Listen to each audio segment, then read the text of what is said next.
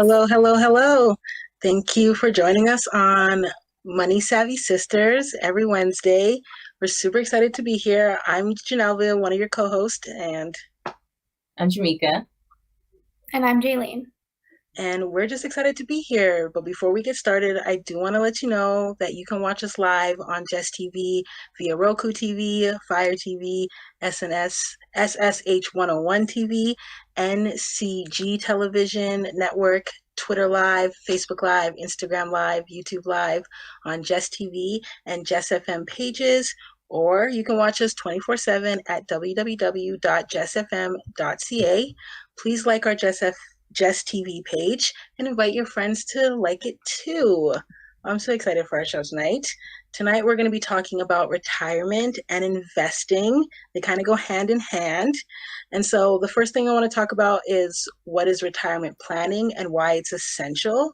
So, retirement planning is a process of determining income goals for retirement and creating a roadmap to achieve them through savings and investing and risk management. So essentially, to ensure that individuals can maintain their lifestyles to cover medical expenses and outlive their savings in retirement. Without proper planning or financial independence, later on in years can be compromised.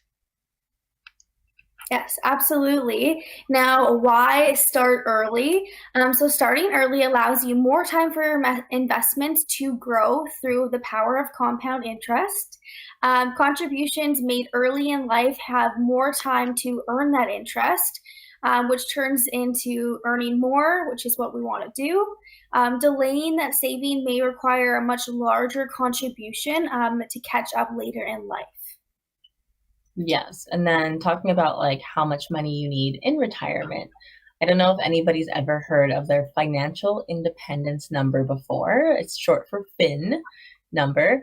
But basically, this is the dollar amount you need to retire. And so, typically we recommend, 70 to 80% of your pre-retirement income, like what it currently costs you to live, is what you should be living off of in retirement.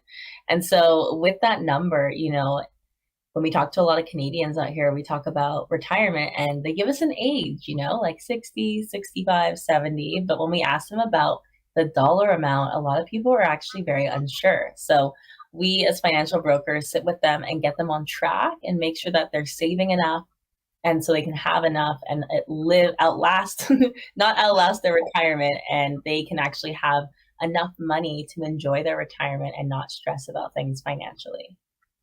Yeah, that's super important. So some of the places that you can invest to start saving for your retirement, the first one we're going to talk about is a tax-free savings account, or a TFSA. And a TFSA allows for a tax-free growth of investments. Unlike an RSP, withdrawals from a tax or a TFSA are tax-free. So you get to put in your money, have it grow tax-free, and take it out tax-free, making it a good tool for both short-term and long-term savings, with the annual contributing limit unused room carries forward. So you can just keep stacking on your investments. Even if you didn't make the maximum last year, you can just bring it forward. Yeah, love TFSAs. So I'm going to talk a little bit more about an RRSP. So an RRSP is a registered retirement savings plan. So what an RRSP allows you to do is contribute pre-tax dollars to enjoy the tax deferred growth in your investment. So that basically means you get a tax deduction at the end of the year, but taxes are paid only when the funds are withdrawn. So anytime you take out from your RSPs, you're 100% taxed at your marginal tax rate at that point in time. So typically during retirement, when your income and your tax rate is lower, contribution limits are capped annually, and our unused portions can carry forward just like the TFSA. Absolutely. And I'm going to talk a little bit on CPP and OAS. That might sound familiar to you. If you are an employee, you see CPP come off your paycheck on your pay stubs. It stands for Canada Pension Plan. And Old Age Security is OAS. So these are actually government provided pension plans. With your CPP, it's based on contributions made during your working life, while OAS is available to all Canadians over a certain age. Now, together, they provide a base level of income but they may not be enough to cover all expenses in retirement. So personal savings through RRSPs, like Jaylene mentioned, and TFSAs, like Genelva mentioned, are crucial. Now, which is better for retirement? Well, RRSPs we suggest high income earners using. If you're earning more now than you expect to in retirement, an RRSP provides a significant tax advantage. TFSAs are for flexibility. If you want a tax-free withdrawal at any time and expect to be in a similar or lower tax bracket in retirement, a TFSA can be a better option as well. Absolutely. And so we're going to talk about now why you should diversify, or I'm going to talk about why you should diversify. So diversification reduces risk by spreading the investment across different asset classes, sectors. And if one area in the market is underperforming, other areas may perform better, balancing out the return over time. Yeah, absolutely. Now, how to balance risk and return. So younger investors will have more time to recover from market downturns and can afford to make more of those risky investments. But those closer to retirement should focus on preserving their capital by investing in more of a conservative portfolio. Yeah, absolutely. So just to speak on that a little bit, it's very true what Jaylene said about younger people. Definitely take advantage of the time on your side, right? It's time in the market, not timing the market when it comes to investing. So it's super important that you get in early when you can, because obviously a 20-year-old starting to save for retirement and maybe they're retiring at 50 or 60, you have that good 30 to 40 years to save and be in the market. But someone a little older, maybe we're starting a little bit late, 40s, 50s, you definitely might not want to be in something super risky, but you can still actually get really good returns, not being in a super risky investment as well. Now, talking a little bit on role of a financial broker, financial advisor, they're really there to help you assess your current situation and help you take you through risk tolerance and really find out what is your risk level and where do you feel comfortable at when it comes to investing, because it's not as scary as everyone thinks or as society makes it out to be. Honestly, I thought the same thing before getting into the industry, and I was like, wow, investing is not as scary as everyone made it seem. So if you work with a financial professional, it definitely takes the scary out of it. And a role of a financial broker is also there to help you establish your financial goals and then to create a balanced investment strategy that adjusts as you get closer to retirement as well. So we really, really do recommend you use that, financial help and not try and figure out things on your own. And you also get to learn along the way, right? Instead of just not educating yourself and trusting someone that, okay, give this person my money and hopefully it's enough by time retirement. No, we want you guys to be involved. We want you guys to actually learn from it because obviously knowledge is power. So why not learn for yourself as well while your money is working harder for you? Absolutely. I think a cool thing about our business is watching people's face light up being like, I didn't think I could have that much money in retirement.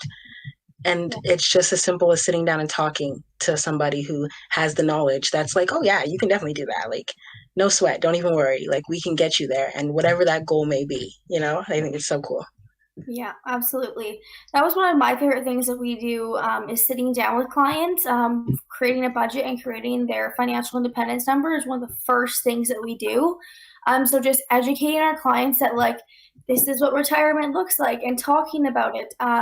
Because a lot of people aren't saving for retirement and aren't thinking about that. We're all mostly living, paycheck to paycheck. So talking about that is intimidating. But sitting down with a financial professional and taking the intimidation out of it and learning about how to have your investments working harder for you, so you don't have to be worried when it comes to saving for retirement.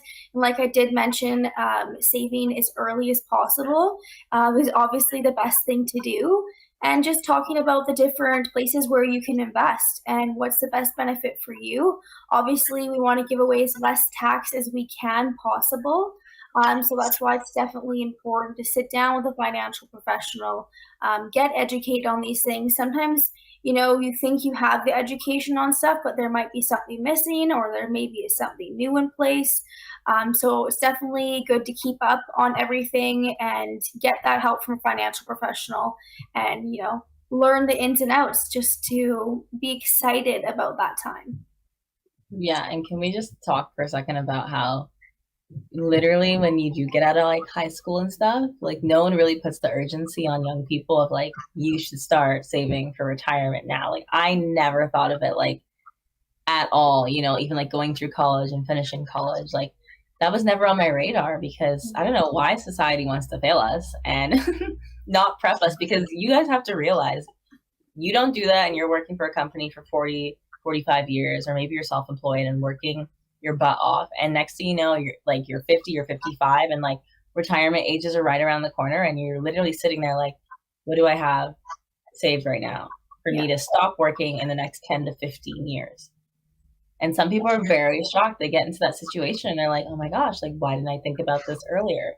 So we are really just trying to bring awareness to you guys that now is the time. If you are 18 plus, you should be thinking about retirement. For our young audience out there, you can start as little as $25 a month, okay? And start putting that something away at least, okay? And then obviously, as you get a little bit older, you might be in a better career where you're making more money. You can look at putting more away later. But I can't express how scary that is to be at an older age and then be like, oh my gosh, retirement right around the corner. What do I do? What do I have, right? Yeah. And then you're having to put so much more into it because you have to play catch up, and not that that's a bad thing. Obviously, we're starting to save at any time in life is better than not saving at all.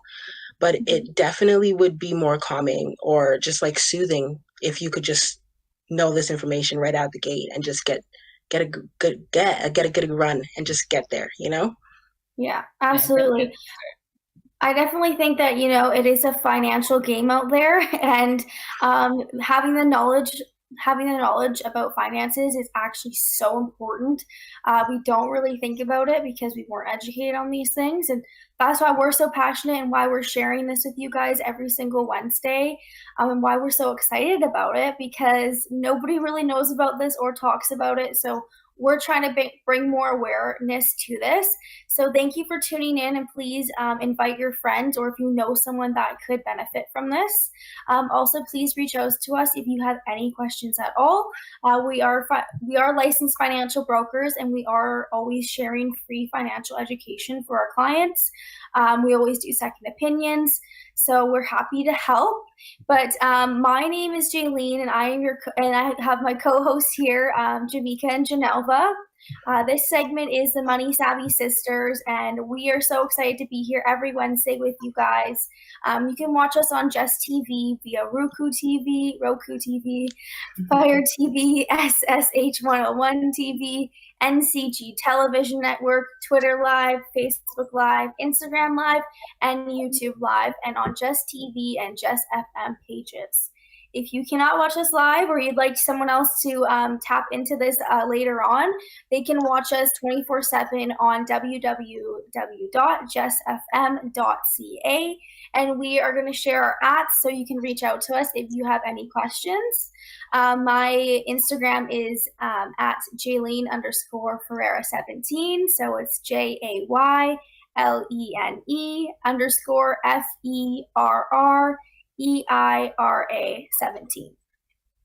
And I'm Meica Miller at MEICAMILLER. And I'm Genelva Gibbs, so GENELVAGIBBSS. Okay, let's talk about some more areas that we invest in. So the first one would be a GIC. And I don't know if you've heard of a GIC before, but the basics are they are guaranteed, but they have a very low rate of return, anywhere from 1% to 3%. The risk is not being able to beat inflation over time. And with the way that prices are going right now, beating inflation is critical because we are barely surviving as it is. So imagine the money that we're going to have in the future, it's not going to beat that for sure. Yeah, absolutely. Now the next area are bonds. So bonds are typically a medium risk For example, bonds when you lend your money to a corporation and they give it back to you with a certain interest rate tacked on top of it. Now, the third area is the stock. Now, we are stockbrokers specifically, but the basics is there's great potential for high return, but also great potential for a lot of loss. So they're more that higher risk. Now, typically what I find is when people are invested in stocks, they'll buy 1 or 2, maybe 3. And for the majority of people, that'd be like getting into an elevator with only a couple cables. And if you think about a stock, like one of those cables, if one of the stock drops, it drops rapidly. And that would mean the other ones are just holding you up there barely. So that's why we did talk about the power of diversification. And this is why we're educating you on the different areas. Yeah, absolutely. And then lastly, we have investment funds. Now, these have a professional money manager that is managing the money inside the fund. There is great potential for high return while mitigating risk with diversification. So an investment fund is typically a combination of stocks and bonds together. And investment funds would be like getting into an elevator with 10 or 15 cables holding it up versus the 2 Jaylene just talked about. So even if one area that you're invested in grows weak, or even if it drops, then there's many other cables there to support the elevator. So basically, your diversification is allowing you not to feel the full loss of only being in one stock, for example, because you're kind of spread out throughout a bunch of stocks or bonds, right? And what we just described, GIC, stocks, bonds, investment funds, these are the areas where you can invest within a TFSA, within an RSP, within an RESP, within a non-registered. So these are just the areas in Canada that we have access to put our clients' money in so that we can get returns for them. Yeah. And so the next thing I think we should talk about is understanding retirement risk, because there is a lot of risk in retirement. And so the first risk we're going to talk about is longevity risk. And one of the biggest risks is outliving your savings. People are living longer, which increases the need for adequate savings to ensure you're financially secure throughout retirement. So you should be planning to possibly live 20, 30 years past your retirement age, and making sure that you have adequate income to make sure you're living that long extended period of time without having money coming in. Yeah. Now, the investment risk side of things. So retirement portfolios are subject to market fluctuations. So stock markets can be volatile. So it's essential to have a balanced risk of return, especially as you near retirement, having that diversified portfolio and adjusting, as need once you get closer to retirement. And making sure you're more in that conservative portfolio as you approach those retirement years, so you are mitigating any kind of investment risk. Yes, and then there's healthcare costs as a risk as well. So, unexpected health issues can definitely result in significant out-of-pocket expenses. While our public healthcare systems, like Canada's, obviously, can cover basic services, additional care, prescription drugs, long-term care, all of that, those might not be fully covered, right? And so setting aside savings or having insurance for these potential costs is super crucial when it comes to preparing for your retirement. Especially with health, because obviously when you get older, your health is declining. That's just inevitable, right? That's the way life is. And so just making sure you're prepared for that if it does happen. Mm-hmm. Yeah. Awesome. So the next thing I think we should talk about is the impact of inflation in retirement, and how does inflation affect your retirement? Well, inflation reduces the purchasing power of your savings over time. So for example, if inflation is 2% annually, the cost of living will double in approximately 35 years, meaning you're going to need more money just to maintain the same lifestyle. Yes, absolutely. So I'm going to talk about ways to hedge against inflation. So investing in equities, so stocks tend to outperform inflation in the long run, making them an essential part of a retirement portfolio. Now, inflation-protected bonds, so these bonds are such as Government of Canada, real return bonds, adjust their payouts based on inflation rates, helping maintain that purchasing power. and then real estate investments. So properties values and rental incomes often keep their place with inflation, making real estate actually a solid hedge. Absolutely. And why inflation should be considered in retirement planning. I mean, without considering it, guys, retirees definitely could underestimate how much they need to have saved, because we've literally seen it during COVID. Inflation went up 7%, which is crazy because we usually account for at least 3% every year. But if it went up 7% in 1 year, just imagine over the next 30 to 40 years you're saving and not accounting for that over 30 to 40 years. That's a lot of money you could be missing out on and underestimating. So retirement income plan must factor in the rising cost of living to ensure that you guys have financial security over the decades.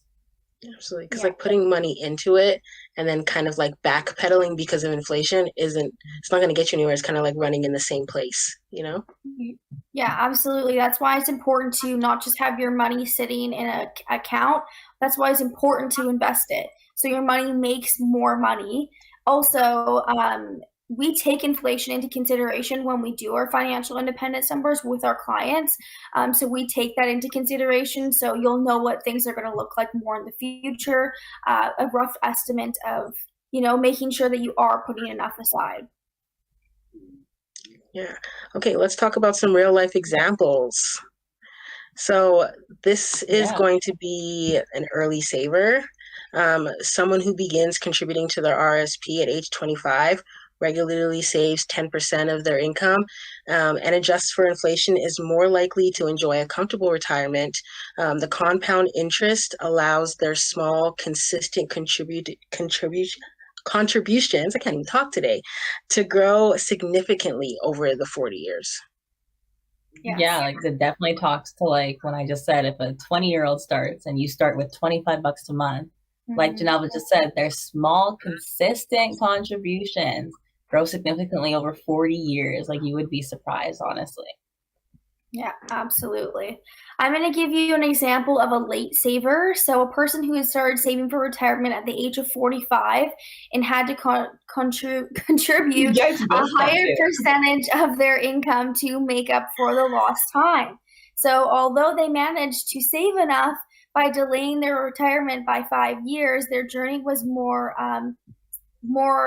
harder during that time because they started saving way later. So it obviously is going to make it like, okay, I can't just contribute $25 a month. They might have to contribute hundreds a month. Yeah, definitely more stressful situation when you start late and like now you're thinking, okay, how much do I make? And now it's like, oh, okay, I need to literally be putting $1,500 to $2,000 away a month to catch up from all the years that I didn't do that. So don't be a late saver, guys. I mean, if you are, reach out to us. We'll help you by getting your money working harder for you, of course. Because, like we said, this country doesn't do enough of educating people right out the gates and helping you guys get on this right away. So it's okay if you're a late saver. But if you're young now, start now if you're hearing this. Yeah. Better late than never for sure. Better late than never for sure. Now, another scenario is not saving enough. So without proper planning, let's say a retiree relied heavily on CPP and OAS. Remember, we just talked about these government benefits, Canada Pension Plan and Old Age Security.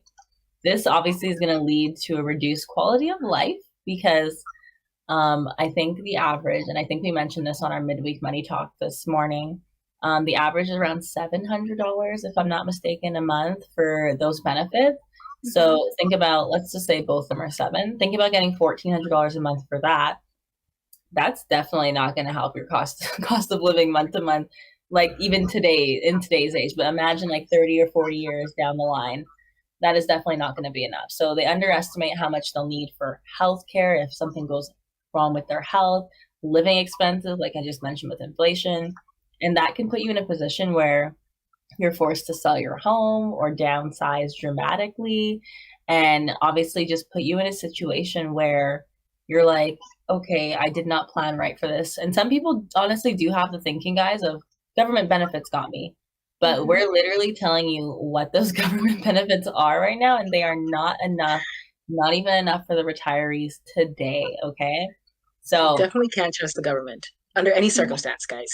Don't trust the government. They actually tax you on those benefits as well. And if something was to happen, like you had to, like we said, healthcare costs and things like that, those kind of things kind of add up. So there's just surprises that come up, and that's not going to give you an ability to have an emergency fund or anything like that. And the government isn't always the best at managing money. And so what happens if in 30 years from now, they're like, oh, sorry, we ran out of CPP or we ran out of OAS. And then you're like, well, I was depending on that. And now you have nothing. So like relying on the government is never, ever the right decision to make. It's definitely better to rely on yourself, guys. Don't put that safety net of security on anybody else. Something that we all wanted to mention was the insurance tax shelter, though. That can also really aid in helping with retirement goals. Just to kind of give you guys an idea of like, what does that look like? We've talked about this on past episodes, but just a quick recap. An insurance tax shelter is a life insurance policy, but it has an investment attached to it. So it's like you're saving in a TFSA as well within your life insurance policy. So you get to reap the benefits of tax-free growth and use the money tax-free as well. So we do have clients that do both. They'll save, in a TFSA RSP, then they'll also have an insurance tax shelter that also has an investment. So now when we look at their retirement goals, we look at the projection of what's going to be in their TFSA and RSP by the time they're 60, let's use for example. And then we also look at what's going to be in your insurance tax shelter at 60, because you can also use that money tax-free. So if you do not have that, it's kind of like a 2-in-1 where you're protecting your family, but you're also preparing for yourself, especially during retirement years, and having that extra income as well. So insurance tax shelters, if you have not learned about it, reach out to us. We'd love to educate you on it. It is one of the best kept secrets in this country, guys. The 1%ers are using it to build wealth and to create generational wealth for their family. So if you're not in the know, you guys definitely want to be in the know for that. Yeah. It's also very stressful for clients. Like I have had some clients that don't have enough for retirement, or they still have a mortgage, and these kind of things can be really stressful. So we just want to share this education with you guys so you don't have to face those kind of stresses. Absolutely. Yeah. Meica, you want to do that kind example before we do another intro? Sorry, Kyler's example? Yeah, sure. Okay. I was going to say, we were on a training, gosh, I think it was Monday. It might have been Monday or Tuesday. But we had a client example of a client that came to one of our brokers, and they came to the broker and said, hey, like, can you kind of check if we're on track for retirement? Do we have enough money? And so the broker sat down and looked at everything and said, okay, you're going to be roughly $200,000 to $300,000 range of being short for retirement of what you have going on now, right? And so this broker was able to sit down with them and look at the budget and actually put together an insurance tax shelter. And this insurance tax shelter was going to make up that $200,000 to $300,000 that they were missing in their retirement funds in the future. And on top of that, they now also get to leave a beautiful blessing for their family, of course, as well, if something happened to them as well. So it was kind of a win-win situation of, hey, now I'm going to be on track for retirement, but I just, obtained a tool that's also going to protect my family, pass down generational wealth, cover my final expenses after I pass, cover my debts. And so it was multiple benefits in one thing that our broker could help with, and, really look at the bigger picture for them and say, hey, this will kind of help all the problems that we're looking at in the future with where we're at now. So like I said, guys, reach out. The insurance tax shelters are lifesavers, and they are amazing tools that you should definitely be taking advantage of. Okay, I am going to do a quick little intro here for us, okay? So we are the Money Savvy Sisters. I am Jamaica, one of your co-hosts, and I'm here with Jaylene and Genelva, our other co-hosts here today. You can find us and watch us, obviously, live on JessTV, via Roku TV, Fire TV, SSH 101 TV, NCG Television Network, Twitter Live, Facebook Live, Instagram Live, YouTube Live on JessTV and Jess FM pages. Or if you missed the live, you can actually watch us 24/7 on www.jessfm.ca. Please like our JessTV page and invite your friends and families to like it as well. Absolutely. So I think we should talk about understanding registered and non-registered accounts. So what is a registered account? A registered account is a government-approved savings account that provides tax advantages. So some examples include the RSP, the TFSA, and the RESP. Contributions grow tax-deferred or tax-free depending on the type of account. Yes. Now, what is a non-registered account? So non-registered accounts are investment accounts without the tax-deferred benefits. So income gains and from these accounts are taxed at the year that they are earned. So these accounts are flexible in the way that they have no contribution limits. Yes. And so when to use a non-registered account? So you guys should be using them after maximizing your registered accounts. So if you've already contributed and maxed out your RSP or your TFSA or both, that's where a non-registered account offers additional space for savings. Now, for short-term goals, non-registered accounts are also useful for goals that don't align with retirement timelines, maybe like purchasing a home or funding an emergency fund. The thing with non-registered is you do get that tax-free growth, but then if your gain, you're going to get taxed on the capital gain, at least 50% of your gains. So just keep that in mind, that 50% is not taxed and 50% will be taxed by whatever province you are living in. Absolutely. Now we should talk about self-employed individuals and how retirement looks in that aspect. So the challenges of a self-employed worker is, unlike salary employees, self-employed individuals don't have employer-sponsored retirement plans such as pensions. And so it is your full responsibility to make sure your retirement savings is in place. Yes. Now, retirement savings options for self-employed Canadians. So RRSPs and TFSAs are self-employed individuals can open and contribute to these. The RRSP and the TFSA are both of which offering a significant tax advantages, and we kind of went over that. There's also something called individual pension plans, so IPP. These are registered defined benefit pension plans specifically for business owners or self-employed professionals. So IPPs provide higher contribution limits than an RRSP for individuals over 40. Yeah.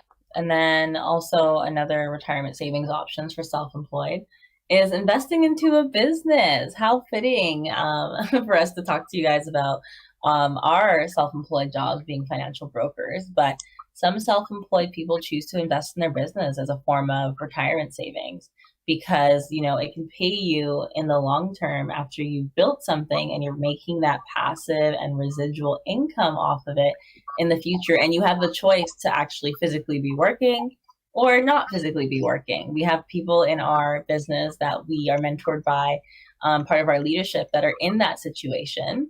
But keep in mind that this can carry a risk because it's definitely dependent on the success of the business. So making sure that you build that strong, knowing that you can rely on it and depend on it in your retirement years. Absolutely. Now, I think we should talk about the Rule of 72, which I think is such a cool rule because, the Rule of 72 lets us know how compound interest works. It's a simple way to estimate how long it'll take for your investments to double based on an annual interest rate. And this rule helps investors and retirees understand the power of compound growth over time. Yes, I love the Rule of 72. I'm going to explain to you a little bit more about how it works. Okay, so the Rule of 72 is how compound interest works, just like Genelva said. So if we just break that down for a moment, let's just say, for example, there's a 29-year-old that went to the bank with $10,000 and had it invested at a 2% interest rate. Now, 72, oh wait, I missed my spot here. Okay, 29-year-old went to the bank with $10,000 working at a 2% rate. Well, 2 goes into 72 36 times. So that means it's going to take 36 years for your money to double. And who's excited to wait 36 years for their money to double? Nobody. At the age of 65, that would mean you only have $20,000, and that's a long time for your money to be only working that at that little of an interest rate. So this is why we show you the power of having your money work harder for you. And here's a more favorable example. So let's just say the same 29-year-old, same $10,000, but working at an 8% interest rate. Well, 8 goes into 72 9 times. So your money is going to double every 9 years. So at the age of 65, you'd have 160,000. Now that's a big difference between the 20,000. And this is why we're sharing this information with you guys, because this makes a big difference when it comes to retirement, and having your investments working harder for you is a big deal.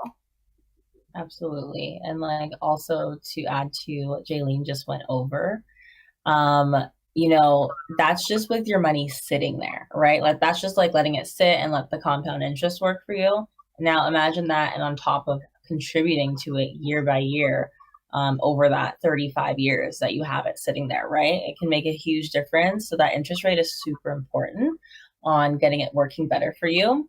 Now, obviously, the Rule of 72 helps investors, compare the impact of different rates of returns, right? So as you know, we see the example of 2% that Jaylene just gave us, and then the difference between 8% and that money obviously doubling a lot faster than the 2%, which helps you elevate the growth and potential of your various investments, whether that's stocks and bonds, right? So it's very important to consider that.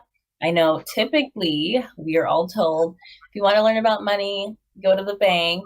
And typically when you go to the bank, they're going to put you in maybe a GIC, which will do maybe 3%. So think about that interest rate and how long it's going to take your money to double.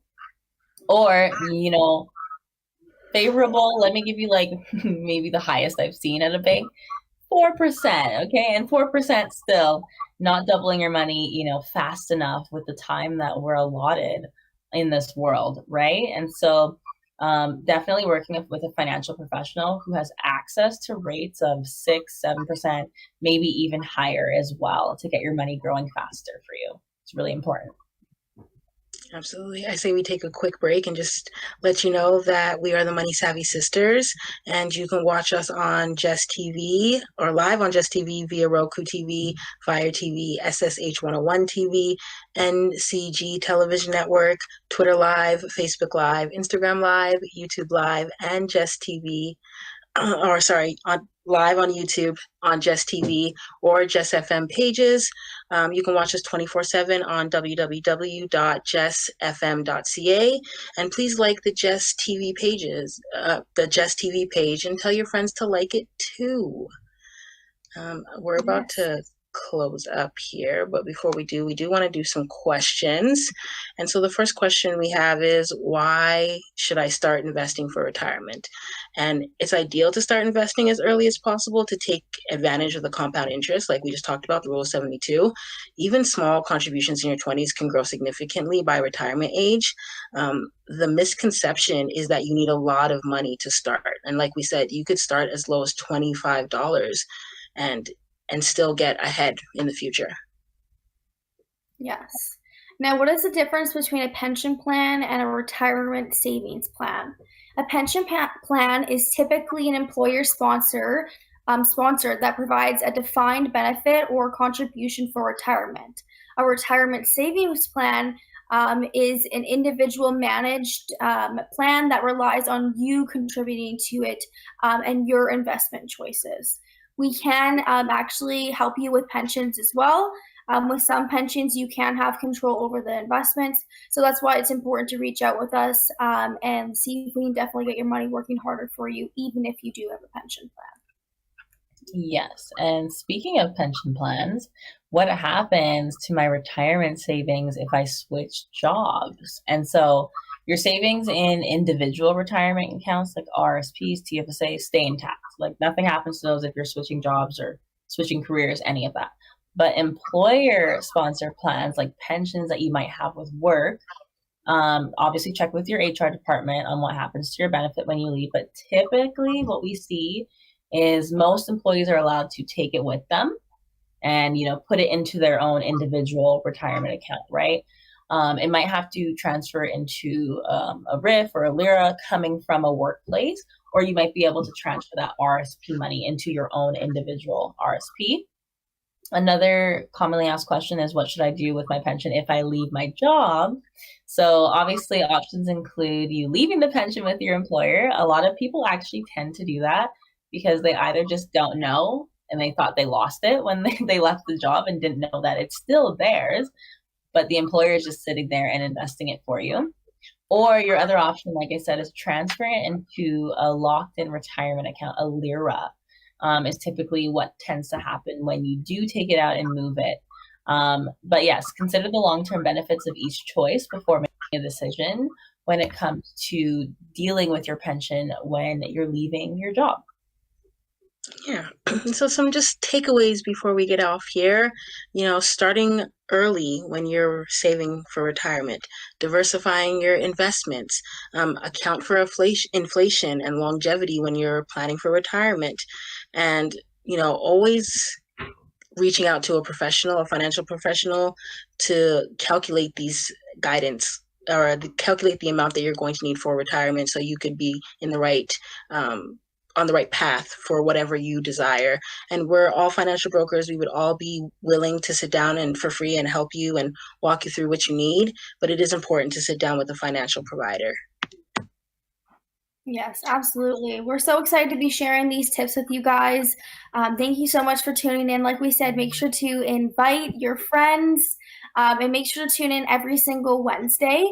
We do share new topics and share some amazing free financial education. Like Genelva said, you can please reach out to us if you have any questions at all. Our services are free that we provide for our clients, and we all are licensed financial brokers. Yes, I also want to mention that if you guys want a second opinion, if you already have, let's say you already have investments going on for you, let's say maybe now you're thinking, oh my God, I left that job 2 years ago. Do I have a pension there? Definitely do your guys' due diligence and check with these old workplaces just to make sure you don't have any money just sitting around, okay? We had a saying today in our brokerage that leaving your pension with your employer is like leaving your money with your divorced partner. Like, really think about that, guys. Do you want your divorced partner who you're no longer with handling your money or doing what they want with your money? No. So please reach out. We love to give a second opinion. We love to do a comparison for you and show you guys how you can get your money working harder for you, of course. It's super important. Yes, absolutely. Well, I'm just going to mention it again. My name is Jaylene. This is my co-host, Meica and Genelva.